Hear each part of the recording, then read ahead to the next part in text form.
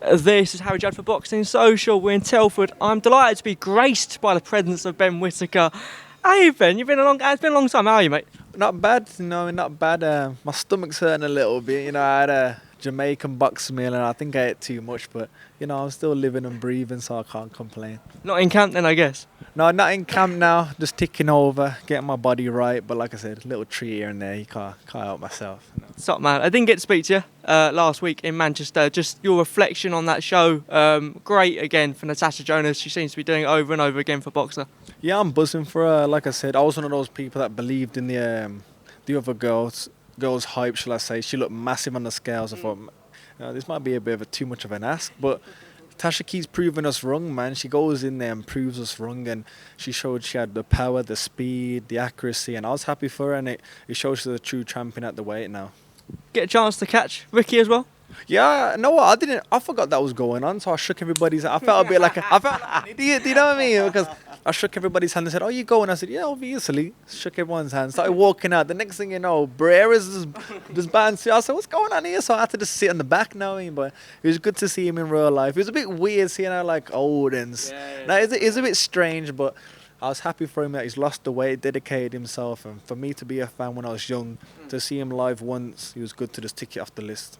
Another ex-Olympian, Fraser. It was a tough opponent, like we said, but yeah, your reflection on that fight as well. That was one of those fights where Fraser needs those type of fights. Yeah, it's a true fight, like I said, us Olympians and high talented amateurs and things coming out the amateurs. There's no point fighting. There's people that's just going to tuck up and let you hit them because firstly, you get no recognition. Secondly, you're not going to learn. And thirdly, fans are just like, what the hell's going on? So, and down the line, you need these fights to teach you something. And I think that fight will teach him that you can't blow everything away. He needs to set up things with his jab and things like that. But it was a fight he needs right now. And at the end of the day, a win's a win. He won.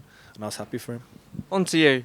It was a convincing performance last out, but you were critical of yourself after that performance. Looking back now, it's a few weeks or a few months ago, but how's your reflection on that fight now? Still critical because that's who I am, you know what I mean? And like I said, I fought the kid before in the amateurs. I've stopped him. So to get that again would have been great. But like I said, knowing what the injury I had now, to even fight the way I fought, I was happy, you know what I mean? But at the end of the day, I like hurting him now. No, after that first one, you seen the little dance, you know what I mean? After hurting the first kid, I thought I was the friggin' Hulk in there, you know what I mean? But it just shows that you can't knock everybody out, and it just shows I still got a lot to work. I still need to do things. But at the end of the day, I'm 2-0 and I've not lost yet, so. Yeah, you've got. I mean, obviously you're a decorated amateur, and I get that, and you've been in the sport for a long time in your eyes. But in terms of the professional game, you're still new. So you are critical on yourself, but you have spoken about it before. You are currently with an injury. Just talk us about an update on that one. Yeah, so it was one of those. I had the injury in my debut, but it wasn't too much. Went to Barcelona to get my tattoo finished. And then I got... What's the tattoo? Anime tattoo, like Dragon Ball Z and all that. I mean, come on now. If you don't know, I'm walking away.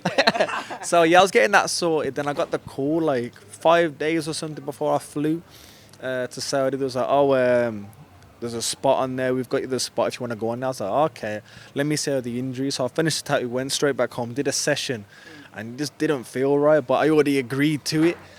And people who know me, if I agree to something, I'm not turning it down no matter what.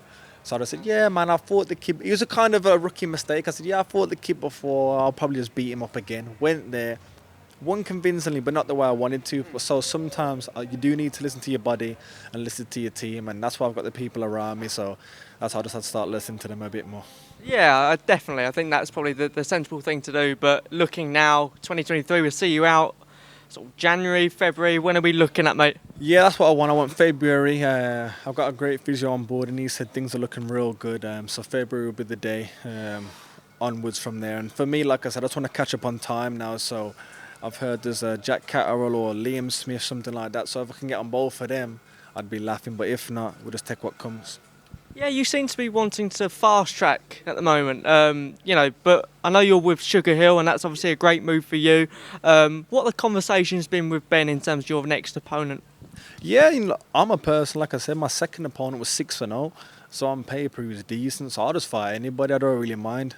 In amateurs, you fought people with 300 fights, 400 fights, so it doesn't really matter to me, and I think with more of an alive opponent, you get more of a realistic fight instead of these kids who just tuck up and people are like, what type of fight? People won't tune in, do you know what I mean? Where if it's a 50-50 or 60-40, something like that, a bit more realistic, people are a bit more intrigued. So for me, if I've got more of an alive opponent, I get up in the morning, I can train for it. So line them up, man, I don't mind. No. Light heavyweight division stacked, isn't it? I mean, the fight everyone's talking about really is the Azeez fight. Is that one, again, is interesting you a little bit more? 100%, no, man, I never go back on my words. So if I've said it, I'll say it. But funny enough, I saw him at the, yes, bro. I saw him at the, what show was it now? The all women's card. Yeah, the London O2, Spanner Marshall, Christian Shields, yeah, that one. And all people to sit next to was me and him. It was funny, man. And like we had a little chat. And he's quite funny, man. Quite. What were the conversations? Come on, give us it. Because we know each other. We spar back in the day. He speaks to my dad. So like I said, there's nothing to it. But me, I'm a fighter, and I want the best. I want the titles, and that's that. But like I said, if it ever come up, it comes up. He's fighting Rocky Fielding on the Bournemouth show, at the Boxer show. Just talk to me through how you think that fight goes. I think it's a good fight, that. Yeah, I think he's got him at the right time, to be fair. But Rocky Fielding is a world champion, ex-world champion. He's proved himself, so to put his name on the resume, it's another good win.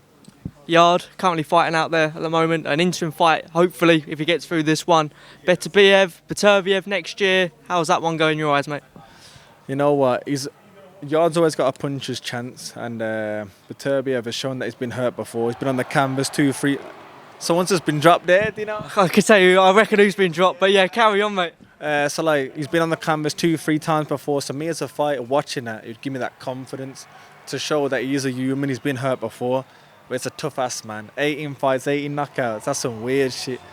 But at the end of the day, like I said, I think the back end of the fight, we've seen Yard blow out a couple of times. It just needs to take his time and make it his fight. But it's all good saying it, man, when you're in there it's different, know what I mean? But he's a British fighter, so I'd root for him.